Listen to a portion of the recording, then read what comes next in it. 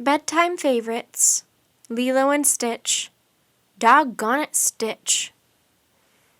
Stitch, an alien who lived on Earth, was sitting in the living room waiting for his friend Lilo to come home from school. Just then, Lilo burst into the house carrying a puppy. "Hi, Stitch," Lilo said excitedly. "My neighbor Lilani asked me to take care of her puppy Rover while she visits her grandmother." "Stitch wants to listen to music," Stitch said. "Not now," Lilo answered. "I have to take care of Rover." Stitch watched Lilo make a bed for Rover. He watched her scratch the dog's ears and rub his tummy. Stitch was bored. He wanted Lilo to play with him. "Can we listen to music now?" Stitch asked. "I want to teach Rover some new tricks," Lilo said. She showed the puppy how to roll over. Then she threw him a ball and gave him treats. Lilo taught Rover tricks all afternoon while Stitch watched quietly. The dog learned to sit, to beg, and to stay. "Way to go, Rover," Lilo said encouragingly. "You're a good doggy." She patted him on the head. "Music now?" Stitch asked again. "Later," Lilo replied. "Rover's hungry." That evening, Nani, Lilo's older sister, came home from work. She and Lilo watched Rover play tug-of-war with the kitchen rug. "Oh, isn't he cute?" Nani exclaimed. They laughed at everything Rover did. They didn't pay any attention to poor Stitch. Stitch went upstairs. He felt a little sad. "Maybe if I act like a puppy," he thought, "Lilo will want to play with me." He flopped on the bed and went to sleep. The next morning, Stitch tried to act like Rover. He hid Lilo's shoes and chewed the kitchen rug, but that only made Lilo angry. "You need a time-out," she told Stitch. "Go to our room while I take Rover for a walk." Stitch waited until Lilo and Rover had gone. Then he hurried outside and ran toward town. When Lilo and Rover came home, it was time for Lilo to go to her hula class. Lilo couldn't find Stitch anywhere. She wondered why he wasn't home. Stitch loved dancing the hula. "I guess I'll have to go without him," Lilo thought. Stitch still wasn't home when Lilo returned. Lilo asked Nani and her friend David if they had seen him. Before they could answer, Cobra Bubbles called. He was a social worker Lilo and Nani knew. "You need to hide Stitch," Cobra told Lilo. "Two scientists from the Center for the Study of Aliens are looking for him. They want to take him to their laboratory." "But I don't know where Stitch is," Lilo exclaimed. "He's gone."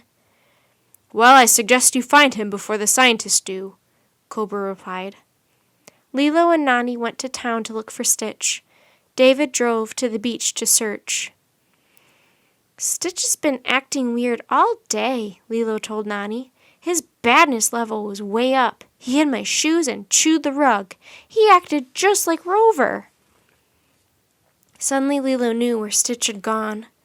"Stitch probably thought I liked Rover better because he's a puppy. I bet Stitch went to the animal shelter to watch the puppies." She grabbed Nani's hand and pulled her toward the shelter. When Lilo and Nani arrived, Stitch was there. "Stitch learning to be cute like puppy," he explained when he saw them. "So Lilo like him again." "Stitch, I like you just the way you are," Lilo answered. "Now let's go home." But when they started to leave, they saw the two scientists coming toward them. "Nani!" Lilo cried. "We've got to do something."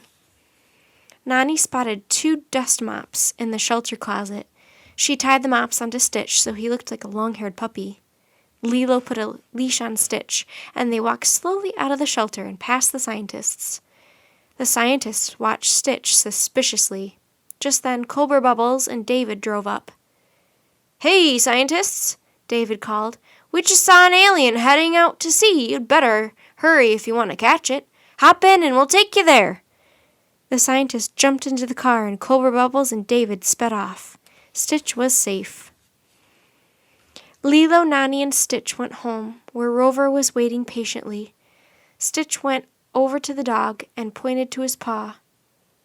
"Stitch show you how to shake your paw," the alien said. Lilo smiled. She was happy Stitch wanted to make friends with Rover, but now it was time for the puppy to go home. A few minutes later, David returned. Cobra said the scientists are heading out to sea to look for Stitch. He's safe now. And look what I found at the beach, he added.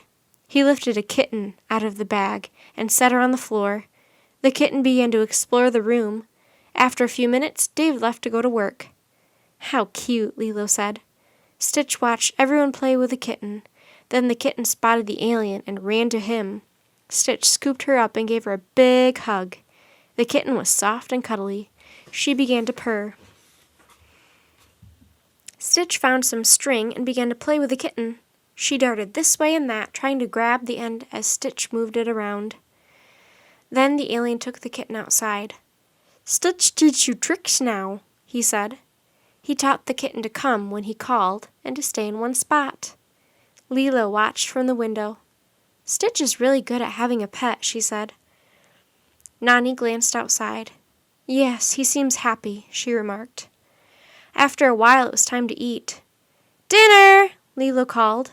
Instead of racing to the table as he usually did, Stitch got some food and fed the kitten first. Then he sat down and ate with Lilo and Nani. After dinner, Stitch played with the kitten some more, but the kitten had had a long day. She soon climbed into Stitch's lap and fell asleep. Lilo and Nani went into the kitchen to frost a cake that Nani had made earlier. A few minutes later, Stitch joined them. Can Stitch keep the kitten? He asked. I think the kitten has already adopted you, Nani replied. You are her family now. The cake says Ohana, Stitch, Lilo said, and you know what that means? Stitch nodded. Ohana means family, and that means nobody gets left behind. Nani smiled. Now let's eat some cake and go to bed.